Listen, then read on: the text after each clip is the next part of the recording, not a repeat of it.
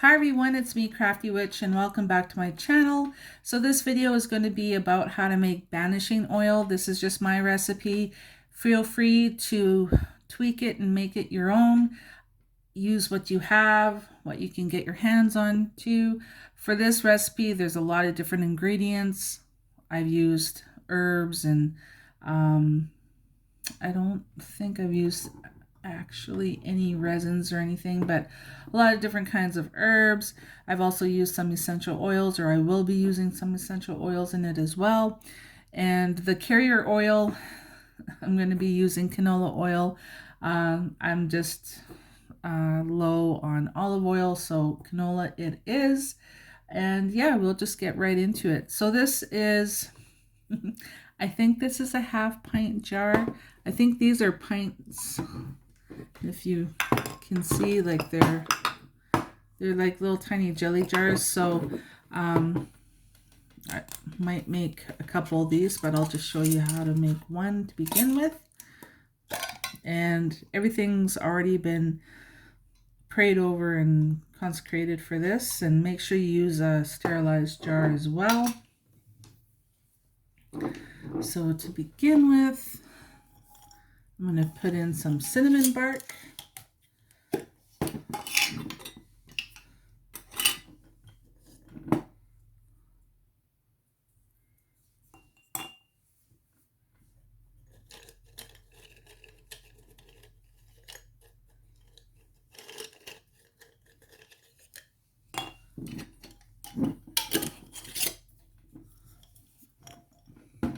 And I really don't do like super exact measurements. A lot of the time I eyeball things. So, and there is hemlock in this. So like this is not meant to be consumed in any way, shape, or form. I use this to like anoint candles and to sprinkle outdoors, that kind of thing, for anointing maybe some objects. You might want to use gloves when you actually work with the oil because there's going to be like some crushed chili flakes and stuff in there. So it could be a little spicy. You want to make sure you don't get it on your face or near your eyes or anything. So you do need to be careful. This is some dragon's blood powdered resin.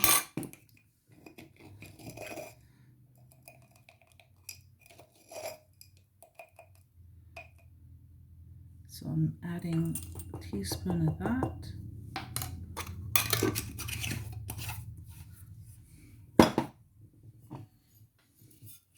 This is crushed red chili flakes. Where I live, we really don't have a lot of access to a lot of fresh chilies or anything like that. I live in the far north and we have access to crushed red chili flakes. So that is what we got.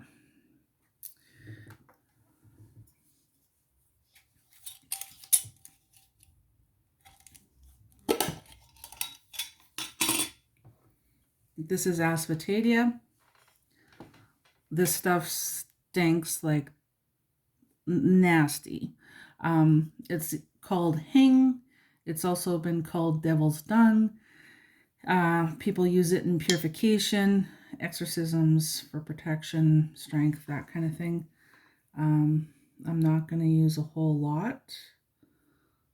Maybe a third of a teaspoon. You don't need a whole lot of this. Some people actually use this in their cooking, so they might add a pinch of it to, like, say, a big pot of chili to help prevent flatulence. So it's got all kinds of uses. I think I've done a video years ago where I talked about our adventure my mom and I had trying to go and get some asphodelaria. We ended up traveling halfway across the country, literally, only to return home to find it at home at an import store. But that's another story for another day. So here I've got some whole cloves. For this jar, I'm going to add like a kind of a, it's not quite heaping, but a spoonful of that.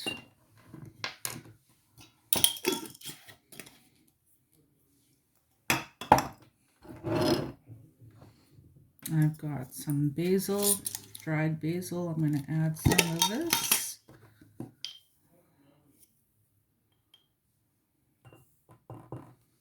Tablespoon of that.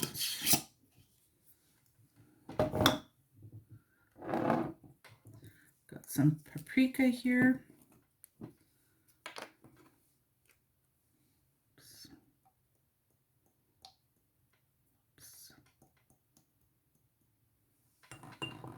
A teaspoon of that.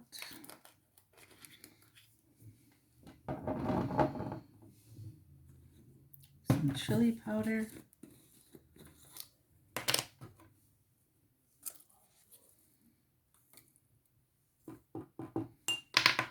Another teaspoon.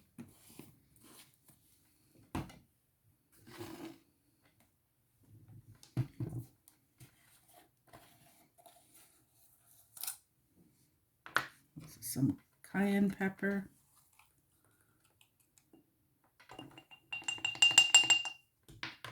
A teaspoon of that.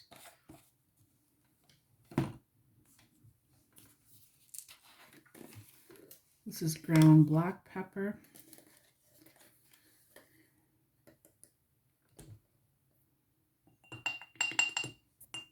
Got a lot of herbs in there.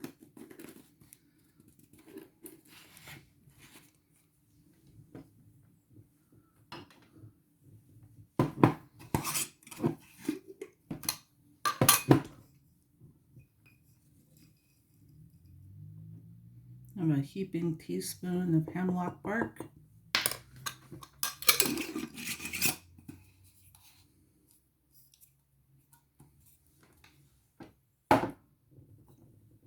And then I add black salt. Again, about a teaspoon.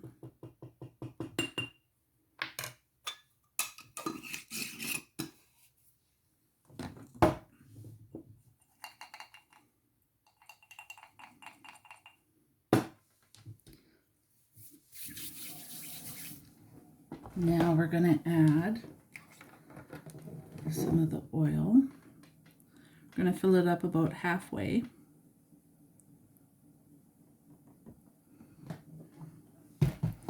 Then we're going to take our essential oils. So the first one is sweetgrass essential oil. And we're going to add 13 drops.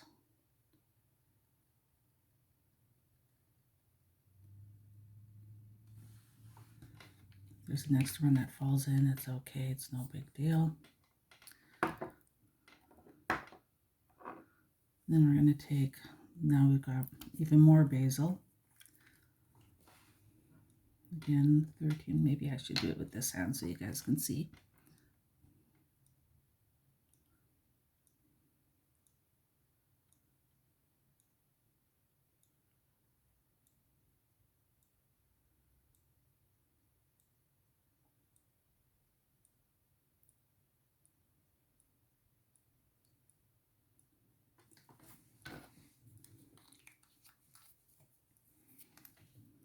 And then I've got some more cloves.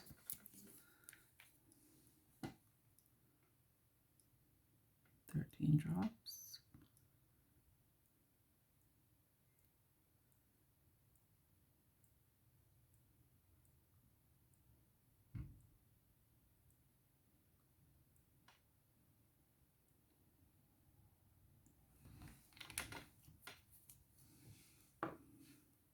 Then I've got some Palo Santo essential oil.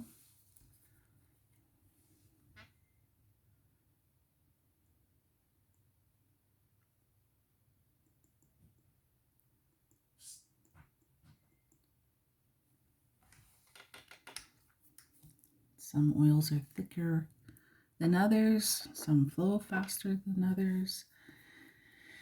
So this is Thieves Essential Oil by Young Living. I like using it. It's got cinnamon. It's got all kinds of kind of hot and spicy, fiery herbs. And it's great for purification. And it's excellent for protection as well, magically speaking. Again, 13 drops.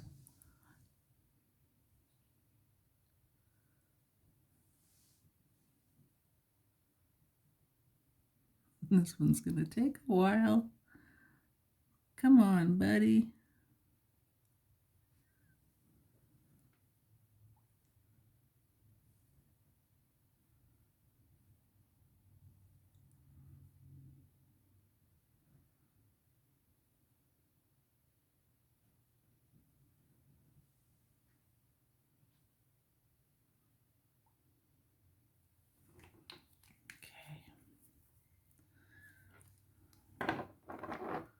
That off to the side, and then we're gonna pour more of the canola oil in. In this way, the essential oils have a chance to mix with the carrier oil, and you're gonna see some bubbles rise up.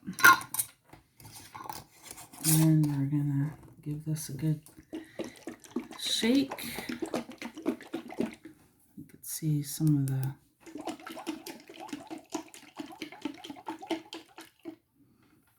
and it turns into a really dark oil when you first shake it.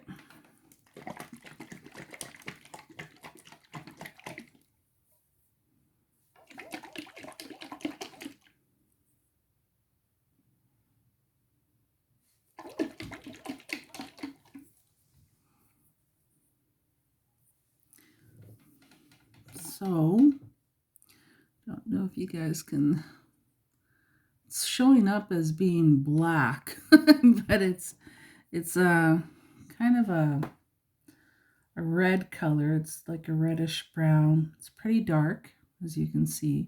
But eventually this will start to settle. And then if you want, what you can do is you can keep shaking it so it mixes uniformly, or you can get a spoon and stir it up some more. But I like to make this during the time of the full moon. You can also make it during, of course, the waning moon. And then you let it sit, give it a good shake. Let it sit, I'd say, for a good month or so. Give it a shake every once in a while. Eventually, everything will settle down to the bottom. If you like, you can strain it. You could use cheesecloth. Some people might want to try a coffee filter. There's different types of coffee filters out there. So the paper ones would probably absorb a lot of the oil. So you might want to go for the kind that has the real fine nylon mesh. But yeah, then you can use it during, any like banishing spell work that you need to. You could anoint candles with it, photographs with it, pictures, talismans, amulets, anything really. So I wouldn't use this on the skin just because of all that, like with the hemlock and the cinnamon and all that kind of stuff, and of course the chili, it would likely kind of burn. So yeah, that's how I make my banishing oil, and it looks really black, but it's not black per se. There's a bunch of little floaty herbs flying around in there, but once it has a chance to like steep and kind of get its energies mingling, then it turns into a really nice potent banishing oil. So that's how I make mine. Feel free to adjust the recipe as you see fit. Please be aware that hemlock is poisonous, so do be careful if you're working with hemlock. So that's that for now. Take care, everybody. Ciao.